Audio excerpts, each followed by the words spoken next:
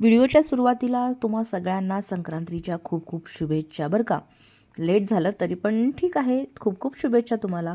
तर आज संक्रांतीनिमित्त आपण हळदी कुंकू आणि त्याचबरोबर शरयूचं बोरन्हाण देखील करायचं ठरवलं होतं. त्यामुळे ही अशी मी तयारी करून ठेवली होती आणि इतर येणाऱ्या बायकांची वाट पाहत होते.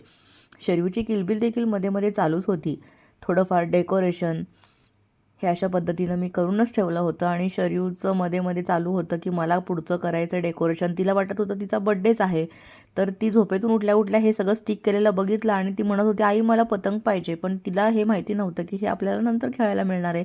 हे बघा बलून पण तिथे पडलेले आहे. तिला कळत नव्हतं की नेमकं माझं बड्डे आहे की काय. तर अशी मी हळदी कुंकू वगैरे हे म्हणून रांगोळी पण घातली आणि बायका आल्या, तिला औक्षण केलं. पण ती बसायलाच तयार नव्हती. ती मध्ये मध्ये तिला असं वाटत होतं की नेमकं काय करतायत. तर तिचं असं धावपळ चालूच होती. तर पटापटा सगळ्यांनी जेवढे तिथं उपस्थित होते त्यांनी औक्षण केलं आणि पुढच्या कार्यक्रमापर्यंत थोडंसं शरूला वाट बघावं लागलं.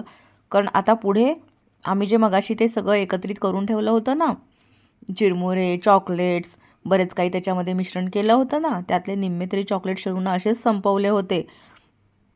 तर आता तिला वाटत होतं की आता उरलेले चॉकलेटसुद्धा आता मी खाईन, ते काही समोर तिच्या दिसते.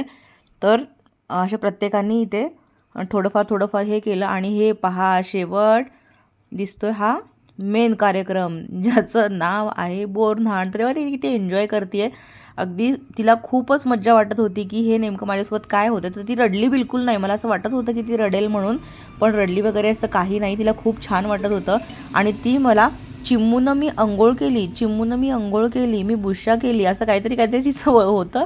ते बघा ना ती कशी एन्जॉय करते. खूपच एन्जॉय करत होती ती. खूप छान वाटलं तिला आणि मलाही बऱ्याच दिवसांनी सगळ्या माझ्या मैत्रिणी एकत्रित येऊन असं आम्ही थोडासा टाईम स्पेंड केलं. खूप छान वाटलं, खूप बरं वाटलं.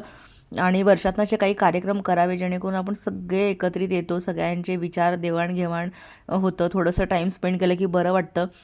तर हा एक बऱ्याच दिवसांनी माझ्याकडे घडलेला हा असा छोटासा कार्यक्रम. हे बघा किती एन्जॉय केले शरूनं खरंच.